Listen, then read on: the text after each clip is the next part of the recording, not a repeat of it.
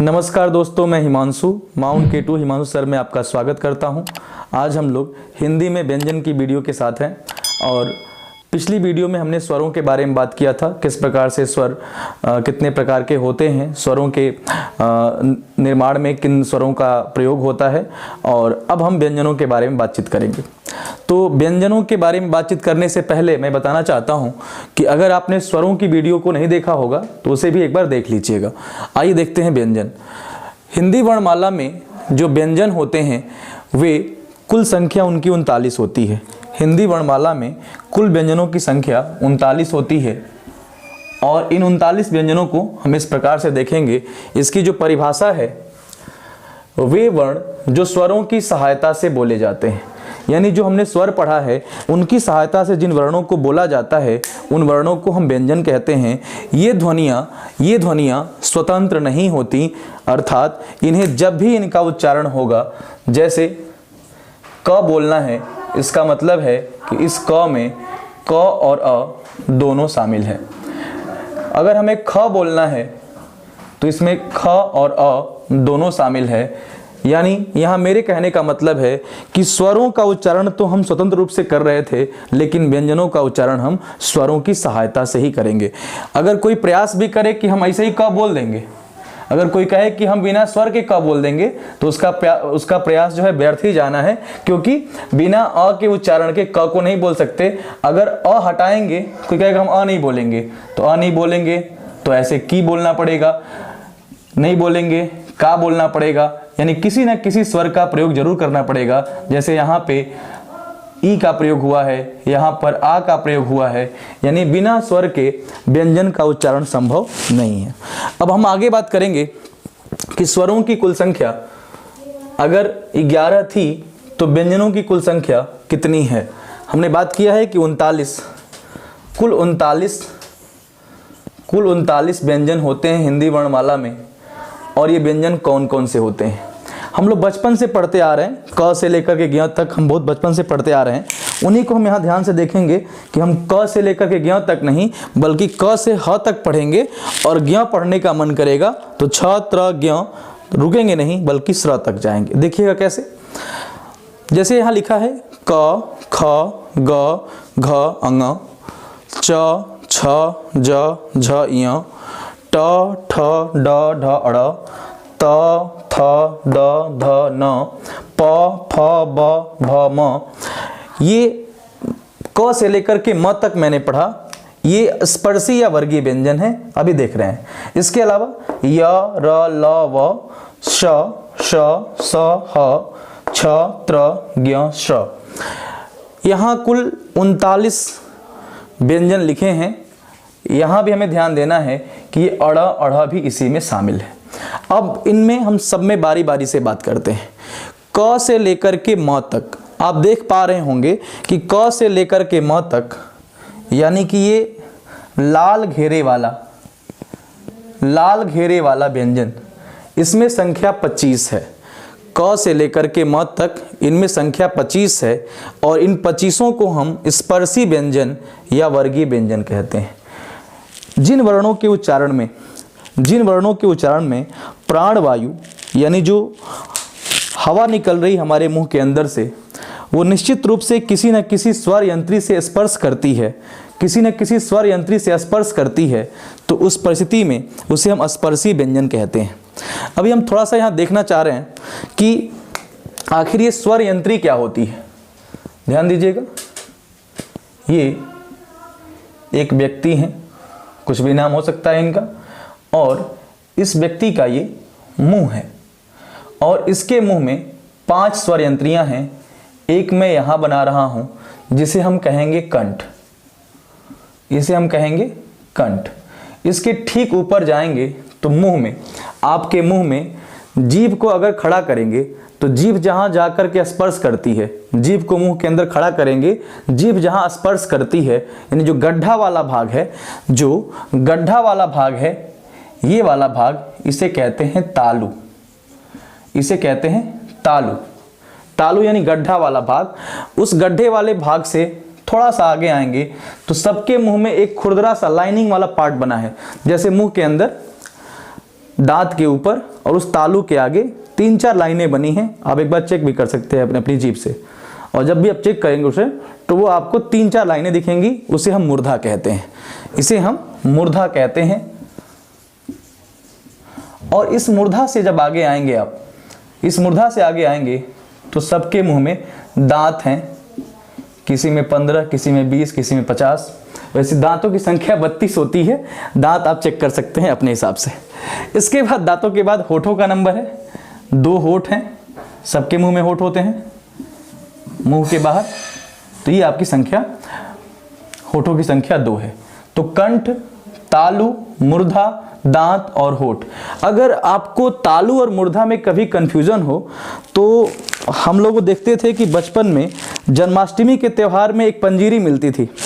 तो जो पंजीरी हम खाते थे तो दांत के ऊपर वाले हिस्से पंजीरी चिपक जाती थी।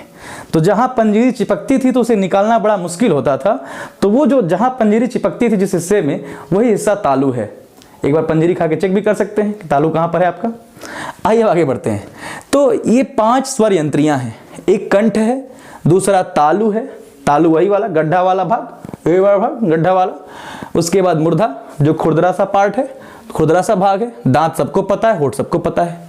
तो ये 5 स्वर यंत्रियों के माध्यम से हम वर्णों का उच्चारण करते हैं। हम वर्णों का उच्चारण करते हैं और यहाँ एकदम स्पष्ट है, बड़ा ही वैज्ञानिक है।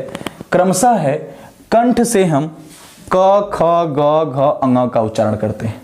कंठ से हम क, ख, ग, घ, अंग का उच्चारण करते हैं। यानी पहला वाला जो वर्ग है ये कंठ से बोला जाता है।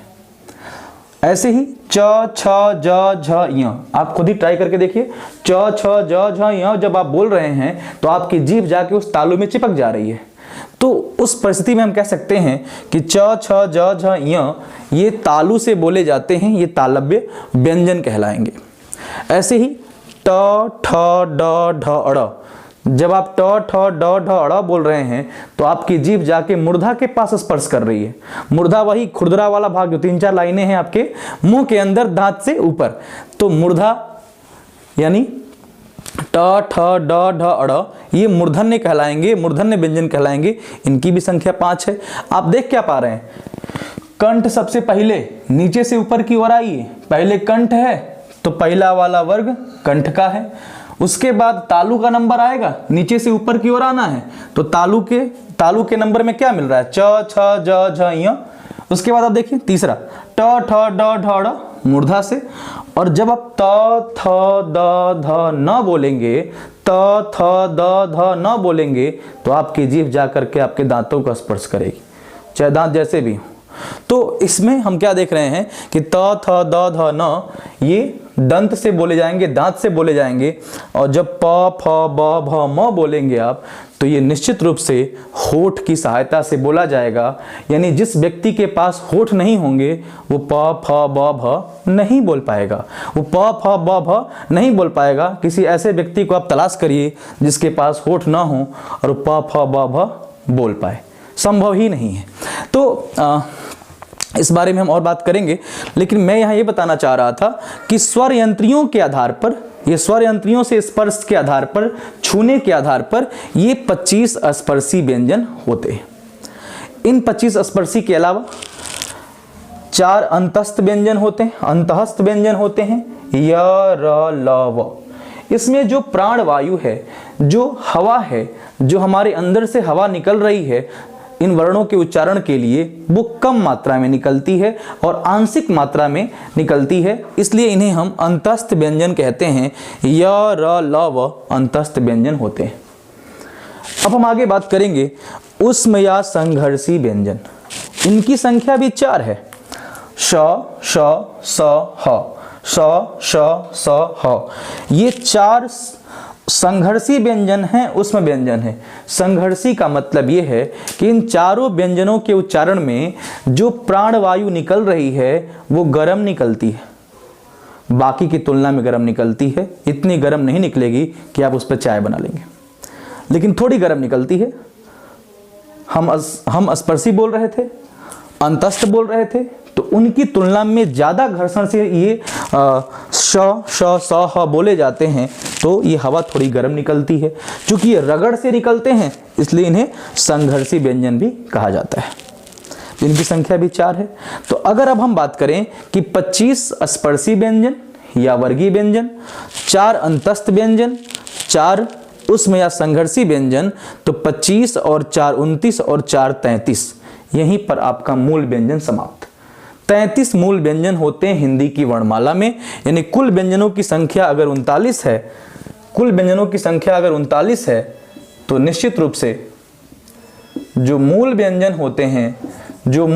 होते हैं भाई, इनकी संख्या 33 है। इनकी संख्या मात्र 33 है। अब इसमें कोई कंफ्यूजन नहीं है। जब भी ये प्रश्न आता है तो उस आंसर में एक आंसर होता है 36 का, तो वो लोग ऐसे पढ़ते हैं कि क ख ग घ से शुरू करते हैं और ह के बाद रुकते नहीं हैं। उनकी गाड़ी इससे आगे बढ़ जाती है और वो छ त्र ज्ञ तक आते हैं, तब उन्हें संतुष्टि मिलती है। तो ये 33 और 3 जोड़ के 36 कर लेते हैं, वैसा नहीं करना है। अब हम पढ़ चुके हैं कि 33 मूल व्यंजन हैं, तो मूल व्यंजन 33 ही हैं, इसमें कोई शंका संदेह या आशंका नहीं रखनी है। अब देखिए इसके नीचे लिखा है संयुक्त व्यंजन। संयुक्त व्यंजन, संयुक्त व्यंजनों की संख्या 4 है। हम इन 33 के बाद इन 4 की बात कर रहे हैं। संयुक्त व्यंजनों की संख्या 4 है और ये संयुक्त व्यंजनों का निर्माण मैं यहाँ पे आपको दिखा रहा हूँ। देखिए संयुक्त काहे होता है भाई? ये संयुक्त इसलिए होता है क्योंकि 2 व्यंजनों के मिलने से बनता है। संयुक्त का मतलब ही है कि जुड़ना है, जुड़ करके बनना है, मिल करके बनना है। तो जो 6 वर्ण है, जिसे क्षत्रिय 6 कहते हैं या 6 कहते हैं, इस वर्ण का जो निर्माण है वो आधा क और स से होगा। आधा क और श से होगा, मूर्धन्य स से होगा। क्यों? क्योंकि ये क्षत्रिय 6 संयुक्त व्यंजन है। अब यहाँ कई बार आपके मन में भ्रम हो जाए अगर कि हम क और स जोड़ करके क्षत्रिय 6 बना लेंगे, तो इस भ्रम को दूर करना है। कैसे दूर करना है? कि जब भी आपको 2 व्यंजनों को जोड़ना होगा, 2 व्यंजनों को जोड़ना होगा, तो आपको पहले वाले में से स्वर को निकालना होगा। यानी अगर हम क में क जोड़ देंगे, जैसे आपको लिखना है धक्का, तो आपने क्या किया? ध लिखा, क लिखा, क लिखा, आ की मात्रा लिख दिया, तो ये धक्का नहीं लिखा, आपने लिखा धक्का। आपने क्या लिखा? धक्का लिखा। तो अब यहाँ पे ध्यान देना है कि अगर इसमें से इसको हम आधा कर दें तो आपका धक्का धक्का हो जाएगा। क्यों हो जाएगा? क्योंकि आपने स्वर को निकाल दिया। तो जब भी 2 व्यंजनों को आपस में जोड़ना हो, जब भी 2 व्यंजनों को आपस में जोड़ना हो, तो पहले वाले व्यंजन को आधा करना पड़ेगा। जैसे दिखा है दिल्ली। अब दिल्ली लिखना है तो इस दिल्ली में अगर पहला वाला ल दूसरे वाले ल को आपस में जोड़ना है और इसको हम पूरा लिखते हैं, तो ये आपस में जुड़ेगा ही नहीं। क्यों नहीं जुड़ेगा? क्योंकि 2 व्यंजन तभी आपस में जुड़ेंगे जब पहला वाला आधा होगा। जब इहो पूरा है उहो पूरा है, तो जुड़ेगा काहे लिए? तो आधा होगा, इसको ध्यान रखना है। और आधा के लिए हमारे पास क्या है? स्वर को निकाल देना है। आधा करने का यहाँ मतलब क्या है? हलंत लगा देना। और हलंत लगने का मतलब है कि इसमें से जो स्वर था वो निकल गया, अकेला छोड़ गया, तन्हा छोड़ गया। और जब वो तन्हा छोड़ेगा तभी ये जुड़ेगा किसी और के साथ। परिवार पूरा है तो क्यों जुड़ेगा किसी और के साथ? आइए देखते हैं आगे। तो 6 का निर्माण होता है आधा क और स से। बिना भूले से याद करिएगा, ऑप्शन गलती कराता है कई बार। क श ऐसे कुछ ऑप्शन दे देगा, तो आधा क श, त्र बनता है आधा त र। आधा त मतलब त में हलंत और र। ज्ञ बनता है आधा ज और य से, य से बनता है।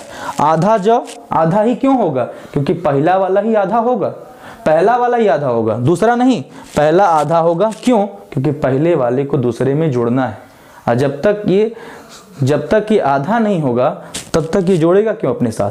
तो आधा ज और य। स्र का निर्माण होता है तालव्य स, तालव्य श, तालव्य श आधा होगा और उसमें र लगा देंगे तो ये स्र बन जाएगा।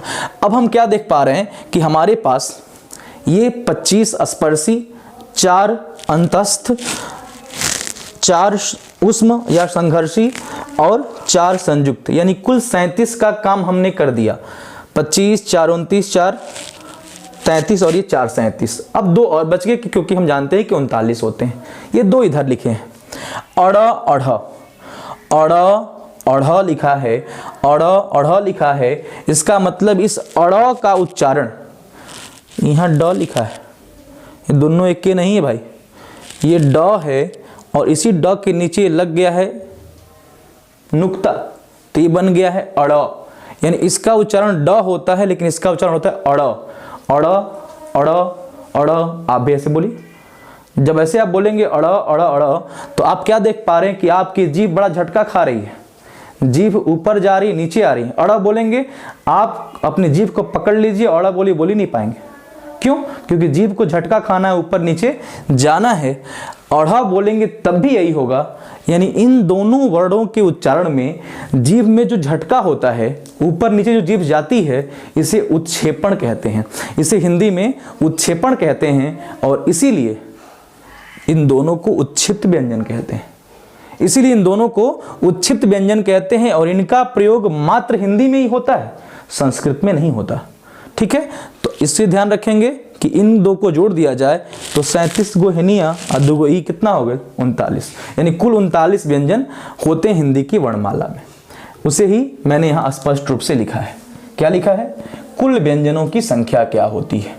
मूल व्यंजन 33, संयुक्त व्यंजन भाई 4, और द्विगुण यानी उत्क्षिप्त व्यंजन 2, तो 33, 4 37 और 2 39, कुल 39 व्यंजन हो गए। हमने स्वरों की संख्या 11 पढ़ी थी, हमने 2 अयोगवाह पढ़े थे, तो 11 और 2 13 और ये 39 कितना हो गया? 52। तो हिंदी वर्णमाला में कुल वर्णों की संख्या कितनी हो गई? 52। और व्यंजनों की संख्या कितनी है? 39। अब एक प्रश्न अक्सर आता है एग्जाम में कि अर्ध स्वर किसे कहते हैं, लुंठित वर्ण किसे कहते हैं, पार्श्विक वर्ण कौन सा होता है? अर्ध स्वर किसे कहते हैं भाई? य और व को, य और व अर्ध स्वर है, सेमी वावेल है। य और व आप देख रहे हैं अंतस्थ में य और व, पहला वाला और अंतिम वाला, ये दोनों अंतस्थ क्या हैं? अर्ध स्वर हैं। ऐसे ही लुंठित वर्ण, या इसे एक और नाम देते हैं प्रकंपित वर्ण। प्रकंपित वर्ण, लुंठित वर्ण या प्रकंपित वर्ण, ध्यान देंगे यहाँ पर कि इन्हें हम लुंठित या प्रकंपित वर्ण कहते क्यों हैं? क्यों कहते हैं लुंठित या प्रकंपित वर्ण?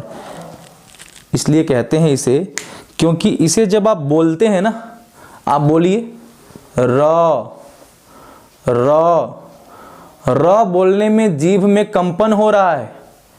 र बोलने में जीभ में कंपन हो रहा है। अगर किसी का नहीं होता है तो उसे डॉक्टर को दिखाना चाहिए, क्योंकि होता ही है। र के उच्चारण में जीभ में कंपन होता ही है। अगर आपका भी हो रहा है तो आप ठीक हैं, स्वस्थ मनुष्य हैं। प्रकंपित इसीलिए कहलाता है क्योंकि कंपन होता है। तो जिस वर्ण के उच्चारण में कंपन हो, किसमें? जिह्वा में, जीभ में, उस वर्ण को हम प्रकंपित या लुंठित वर्ण कहते हैं। इसे ही लुंठा भी कहते हैं ना, इस कंपन को लुंठा भी कहते हैं। र र र, ये लुंठा जो हो रही है, जो कंपन हो रहा है, इसी वजह से र को प्रकंपित या लुंठित वर्ण कहते हैं। अब एक बच गया ल। ल बोलिए। जब आप ल का उच्चारण करेंगे, ल बोलिए, ल ल, ल बोलते समय आप क्या महसूस कर रहे हैं?